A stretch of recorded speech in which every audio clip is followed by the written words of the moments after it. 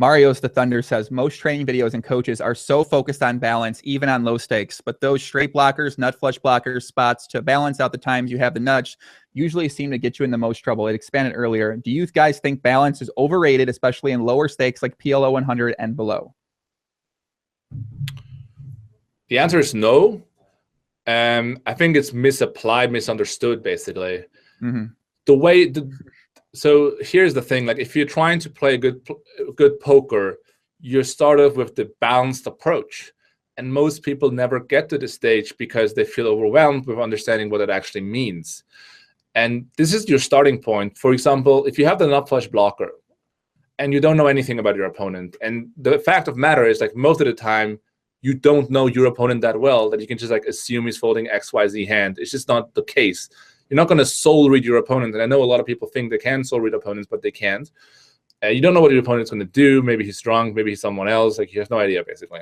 So how much do you bluff the nut flush blocker, for example, on the flop, on a turn, on the river? Do you follow through every single time on the river, or do you just stop bluffing at some point, or like which hands and so on? So like those questions you figure out by looking at balance. For example, if you have the nut flush blocker in PLO, you're totally cool bluffing the flop every single time, bluffing the turn every single time, but on the river, you got to give up some of those bluffs. Otherwise, you're over bluffing too much.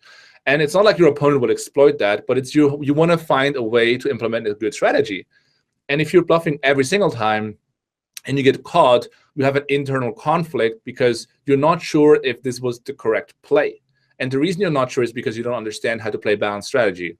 But if you were to know, well, I'm going to apply this strategy because it's my default line, it is mathematically balanced, then you're going to confidently follow through, bet 2 times, give up with some of your nut flush blockers in the river, bet the rest, fire, and then your opponent calls. And maybe your opponent calls with a hand that makes him unbalanced because he calls too much. Maybe he has a very weak flush, like a 5-high flush, and that would be way too often in certain situations. Now, because you understand the concept of balance, you know that he is off balance, and now you can exploit him by getting off the balance yourself and start not bluffing as more as before.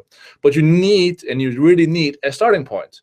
You need some point where you can deviate from.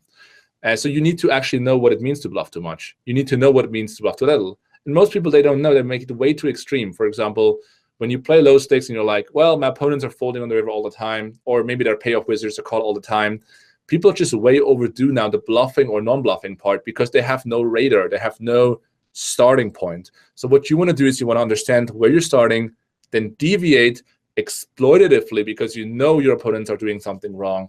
And that is, you're not playing a balanced strategy at this point, but you're deviating from a balanced strategy.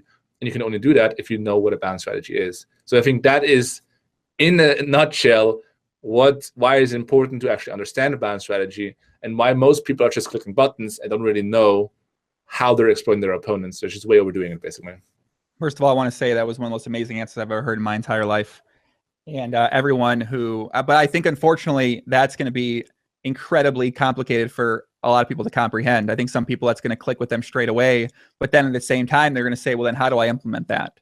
You know, I get balance is important. Everyone talks about it. From what I've seen, and this is from what I've seen from watching players, sweating players, going over hands, talking with them, is that they misapply, as you mentioned. I think balance is understanding it is extremely, extremely important. But the way that the GTO sort of approach, or the balanced approach people pick up in training videos, is incredibly misapplied. And most people aren't really taught how to apply the idea of balance. How should I apply this idea of GTO? What should I do in these different situations when I have the nut blocker? You know, I want to be balanced here. I want to have bluffs. I want to have this. But then they don't understand, as you mentioned, they don't understand how their opponents are reacting, what their opponents are going to do. They don't know. So then you start learning just an exploitive strategy because all you're playing against are weaker players. And now what happens is that you eventually learn how to beat the weaker players at online, at 10 cent, 25 cent, 25 cent, 50 cent. So now you're learning this exploitive strategy and you're getting good at implementing the exploitive strategy. But then what happens is when you start trying to move up, 50 cent dollar, 1, 2, 2, 4, 3, 6, and you start playing against better players, now these players have so much experience bringing a balanced strategy to the table, thinking about it, working at it. So now you've basically been learning all these things about playing exploitative here in these spots, take advantage of players.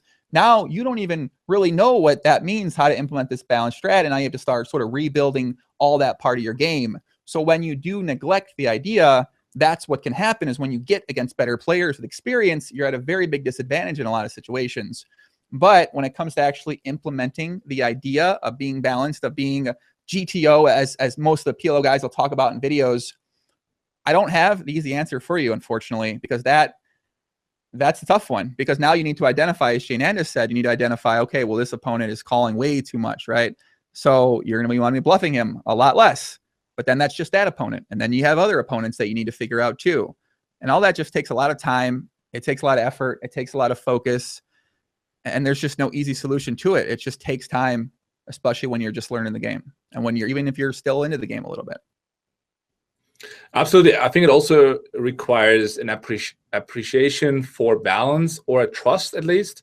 So what I usually tell some lower stakes players is, look, just trust me on this one. Appreciate balance, and you're going to get a lot further than anyone else. Or if you wouldn't appreciate it, and just trust me that you want to think about your strategy a ton and not that much about your opponent's strategy in the beginning in order to build that balanced strategy, or at least understanding of a balanced strategy. Most people, they don't do that. They don't appreciate it. They think, well, my opponent plays terrible. Why would I bother to play good poker? Is essentially what they're saying. So what I usually tell them is, look, just trust me on that one. Saves you a lot of time. Balance is super important. It doesn't mean that you need to play balanced every single hand. It just means that you need to understand it.